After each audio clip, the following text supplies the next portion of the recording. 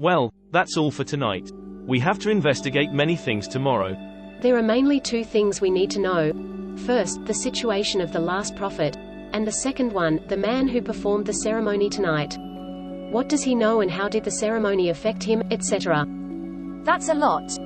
Go and get some rest. We need energy for tomorrow's investigation. The next day, the three freshened up and sorted out the case again. The stranger who came here yesterday is most likely the new prophet. He now should be at the Fairsang mansion. Yes, I'll go there to check on him. Are you sure you want to go there alone? It's fine, I can handle it myself. It's safer if we work together, isn't it? I want to talk with Fairsang about the ceremony and the prophet. I'm not doing anything dangerous. So please, help investigate in other places. Then, if the scion is going to the luxurious mansion, then we'll go and see what's going on with the last prophet. Why? Just see him as a scion of a prestigious family. That's all. Ooh, a scion. No, not prestigious, not a scion. Can we just stop? Well then, let's call each other if anything happens. If possible, come back to the inn at noon to exchange information. Okay. I'm going then. Have a good day, sir. Thank you. Have a good day too. Bye. See you later today. Sir, can I ask you something? Go ahead. You watched the ceremony yesterday, right? People always have a lot of questions after watching it for the first time. That's very kind of you. It sounds like that this ceremony has been going on for a long time. And a lot of people come here just to watch it. It hasn't been here for a very long time, about a year or two. Mr. Fairsang's reputation and his network brought a lot of people here. These visitors then brought money to our town, to a certain extent. And there is no reason for us to stop the ceremony, but... It's not something that can be made public after all. Exactly. You know, extraordinary stuff brings unnecessary troubles to us. We need to be careful even when we introduce Mr. Fairsang to our guests. Then people here just accept the fact that there is a ceremony with no trouble? No one opposed that over the last 2 years? Well, that is not something I can talk about. We are just curious. It must be weird if no one has ever opposed it. Like, there are people who are against Christianity, who are against all kinds of religion, things like that. There are always supporters and opponents for everything. I know you girls are curious, but it is something that outsiders should not know. Even many people here have no idea about this. So, you're one of the few people who knows what's actually going on? I'm not doing nothing here. Half of the town comes to my place for a meal. Then please tell us. As you said, we're just outsiders. We'll just take it as a tale and that's all. We signed Fairsang's confidentiality agreement not to reveal anything about the ceremony to the public. If you've been to the ceremony, you should know about this agreement. Even if you told us everything about the ceremony, we can't tell anyone. The innkeeper hesitated. Still no? Never mind. We can ask the others who know about that. You are only one of them. After all, we are here for a trip. We'll leave this place a few days later. And of course, we want to know more about this place before we leave. The innkeeper frowned and thought about the actual meaning of Sophie's words. Finally, he made up his mind. You're right. Not everyone supports the ceremony. Some people oppose it? Not some, but one person opposes it. The prophet himself? Very close, it's his elder sister. Can you tell us more about that? The last prophet was Abel Inissa, a young, unlucky boy. He died a month ago. His poor sister Alice went crazy after her younger brother's death. She has been saying that Mr. Fairsang was responsible for Abel's death. What did Fairsang do to Abel and Alice? Mr. Fairsang has been very kind to them. Their parents passed away when they were little. Mr. Fairsang had given them a lot of daily necessities. He hired Abel to take care of the mansion's collection for him with a high salary before as well. Therefore, Mr. Fairsang certainly helped them a lot. Isn't that strange? Then why does Alice think that Fairsang killed Abel?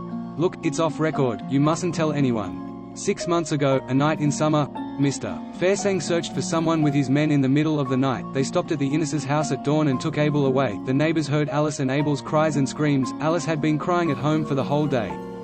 Taking someone away in the middle of the night? Isn't that kidnapping? No one would say that. When Mr. Fairsang hired Abel to take care of his collection at the very beginning, one of the job requirements was that Abel needed to stay at the Fairsang mansion. No one knows how he did sneak out and return home. Forcing Abel to stay in the mansion? The so-called taking care of art pieces was just an excuse to keep Abel there as a prophet? That's what you said. I didn't say that. So that means that Fairsang forced Abel to perform the ceremony. Abel then escaped? I can't say that. Anyway, that weird night scared their neighbors. But those people didn't dare to say a word about what Mr. Fairsang had done. So, when Abel died, Alice blamed Fairsang, who had forced Abel to perform the ceremony. He escaped from the mansion half-year ago and went home to seek help from his sister. He must have told his sister what had been going on, including the ceremony and what Fairsang had done. Even if he didn't, it is reasonable for Alice to draw an equal sign between the reason why her brother escaped from the mansion and Fairsang. You think the whole thing is normal? Let's put the question whether Fairsang forced Abel to do the ceremony or not aside first. Abel, who had been staying in the Fairsang mansion, is dead. Before his death, he tried to escape from there. Obviously there is something wrong with that house. And it is Albert Fairsang himself who kept Abel in that house. Abel tried to escape from the mansion, and he was caught again. It's clear that he didn't want to perform the ceremony anymore, while Albert Fairsang had been forcing him to do so. Alice, who talked with Abel before, thinks there is something wrong with Fairsang. Without any other clues or information, she should be one of the people who know the most about all these. And she should have no reason to lie. Why did you say that she has gone crazy? This is obviously kidnapping and false imprisonment. You did nothing but accusing Alice, who knows the truth, of lunacy. As for Abel's death, you said that you had heard a lot from people around. You can also contact Fairsang. Then you should have more or less heard about Abel's condition during the ceremony. You should be able to guess why did Abel die, at least more Abel than we are. Abel was a good boy, everyone witnessed him losing his sanity in that room. He wrote on the walls obstinately, with cutlery and even with his nails. He even made terrible screams during the ceremony. Alice attacked Mr. Fairsang with a knife soon after Abel's death and was subdued by his bodyguard. Mr. Fairsang's personal doctor diagnosed Alice with mood disorder. She was then forced to stay at home for 2 weeks. Mr. Fairsang sent his men to visit Alice every day. She was allowed to go to work only when her condition was stabilized. After what happened to Abel, Mr. Fairsang's son, Ferone Fairsang, quitted the local university before the semester started, and continued his study outside the town. Why are you mentioning him? He is a childhood friend of Abel and Alice. They were very close. So, it was Ferone who let Abel go? I don't know, but Abel is dead. Those who had been close to Abel were forced to leave, and forced to be crazy. Mr. Fairsang is so powerful here that even the sheriff is one of his guests, while I'm just an ordinary innkeeper. I can run my business well only after receiving a revelation from Abel. I cherish everything I now have. I don't want to meddle with anything. I don't want to be the next one to be crazy, or exiled.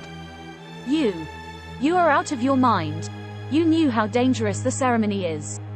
Still, for your own sake, you found a scapegoat, Abel, to do your job for you. You all did nothing in that multimedia hall but watching Abel's demise. All of you know it's wrong. But you allow the ceremony to exist because you are keen on your own interest, and you are afraid of power. You ignored the elephant. And you just wait for someone else to stop Fairsang, don't you? Sophie pulled furious Elizabeth. Indeed, I have no excuse. I took Abel as my representative in dealing with the gods for my own sake. All of us, who went to the ceremony, gave Abel to the gods selfishly. We know it wasn't right, but it just happened. I can't do anything to stop it. No one can, not even little Fairsang. The only thing my guilty conscience can do, is to tell myself to wait for a hero who can change the situation. Don't find excuses for yourself. It's not the heroes who can change the situation. It's you. Are you two really going to do this? Of course. You tell us all these because you expect us to be the ones to change this situation that should not have existed from the beginning. Won't you worry that Fairsang might come at you when you tell everyone about everything? Are you going to tell Fairsang? Or are you saying that you already regret telling us about all these? As a friendly innkeeper, I was just introducing our little town to girls who are interested in this town. I got what I wanted. I didn't care about Abel's death. Similarly, I don't care about people who are waiting for revelations. Just don't bring me up in front of Fairsang. All right. Where does Alice live? We're going to see her.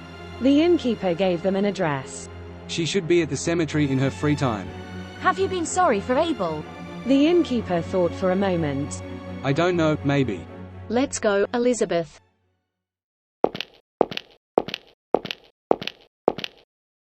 I am sorry, but Mr. Fairsang has gone out for a walk with his guest, so he is not available at the moment.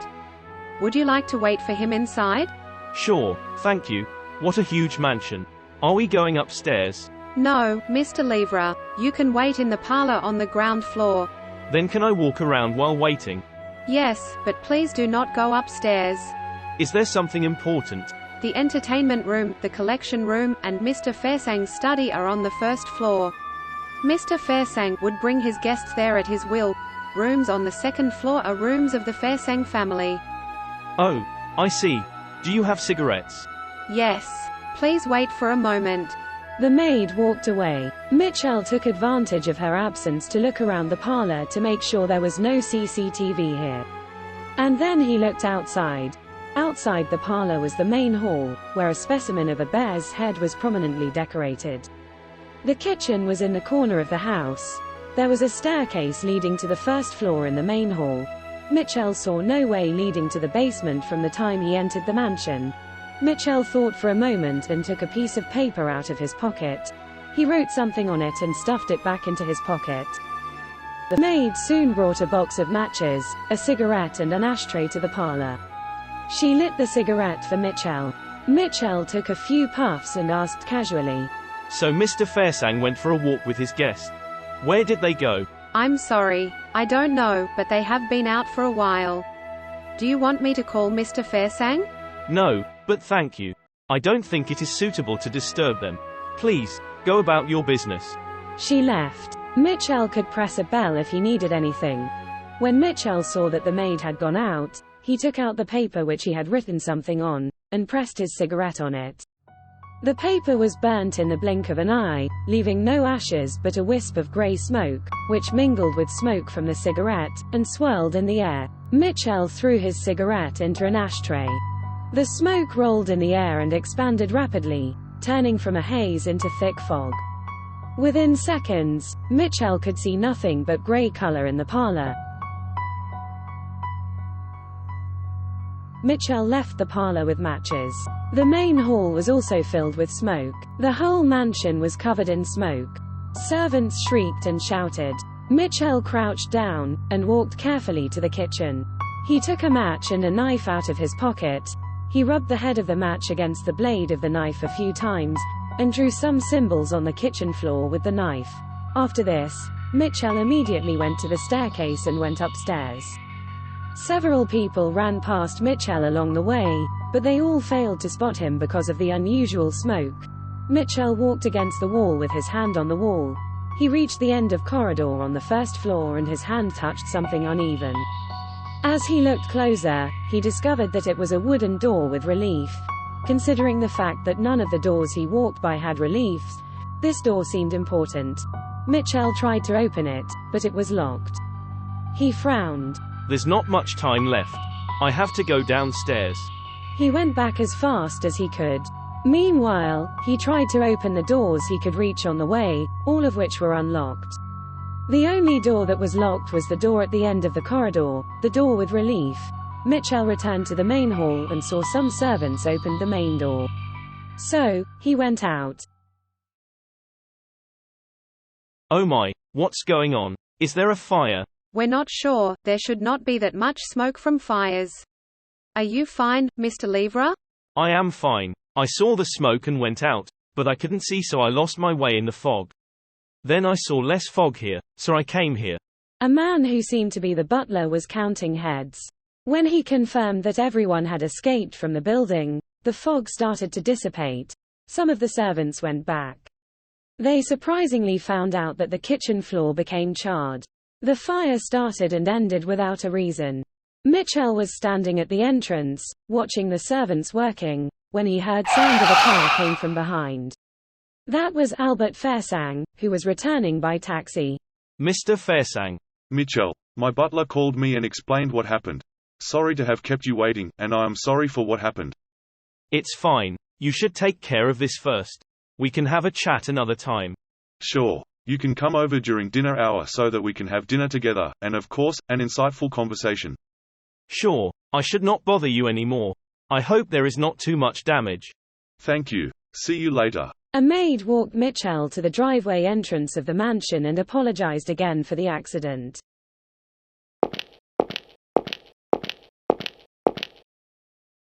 After leaving the Fairsang mansion, Mitchell thought back to the locked room.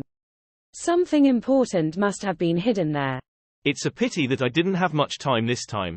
I need to find a way to get into that room and find the ceremony room. However, Mitchell did not return empty-handed. He should then go back to the inn and discuss with Sophie and Elizabeth. Suddenly, he saw a particularly gorgeous woman in the street ahead. It was a woman with dark hair, in a vintage dress. She was so out of place in her surroundings that Mitchell wondered if she was either a stage actress who had not changed her clothes, or a ghost from a 19th-century painting. She was wrapped in mysterious air.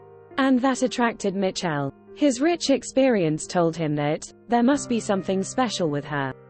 So, he went after her quickly. Miss, Mademoiselle. At first, the woman did not notice that Mitchell was calling her. Only after Mitchell walked in front of her, called to her, she then realized that Mitchell was talking to her. She immediately became wary of him.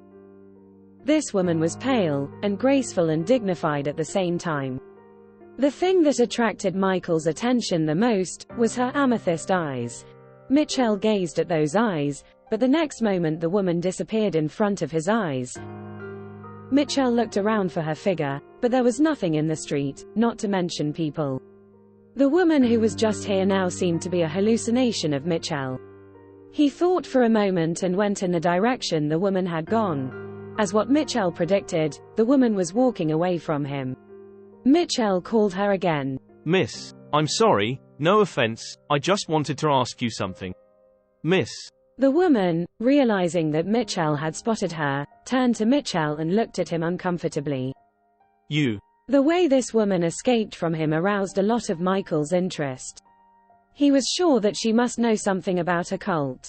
He might be able to know something from her. My name is Michelle Lever. Miss, do you know that there is a ceremony here that can give people revelation? The woman was stunned for a moment as she heard Michael's name. Then she nodded. Knowing that he was on the right track, Mitchell became even more excited and asked, Are you here for the ceremony? How much do you know about it?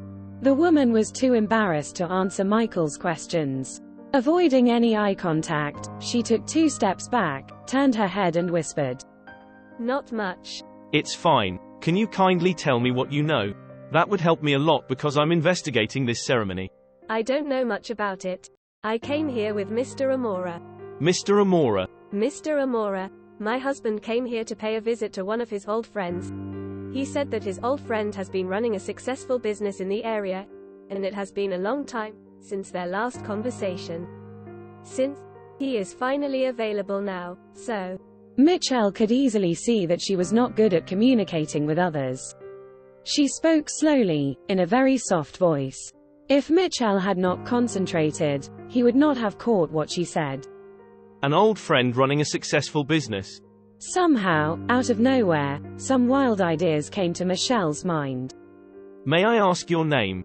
A well-mannered man would not embarrass a lady on the streets, sir. Before Michelle could finish his sentence, a pale, well-dressed, dark-haired man appeared out of nowhere. He put his hand on the woman's shoulder, pulling her closer to him in a protective gesture. The man put a polite smile on his face, but he spoke with hostility. He must be the woman's husband. His dark-colored eyes stared at Mitchell, making him feel like he was in danger. My apologies, sir. I was trying to understand. Oh, a descendant of the Livre family. Mitchell froze when the male suddenly said this. You know my family members? The dark-haired man smiled. I have kept a long-term business relationship with your family. I also owe you one. Mitchell knew that his family had various businesses. The family had a lot of partners, including human being, and the forbidden beings. So, it was not surprising that this being in front of Mitchell knew his family members. However, Mitchell didn't remember helping this man before. May I ask? Well, this is not the time for you to ask questions. It's rude to chase after people, isn't it? But since you share the same blood with my regular customers, and you offered help to my son before, so I owe you one. I won't bother you too much this time. Instead, I shall educate you a little bit, as a senior. As the man said this, he made a horizontal stroke with his right hand. A sharp pain came to Michael's head. At the same time, the man and woman were gone. He held his head in his hands and let out a sigh. It seemed like he could only get back to the inn as soon as possible to rest.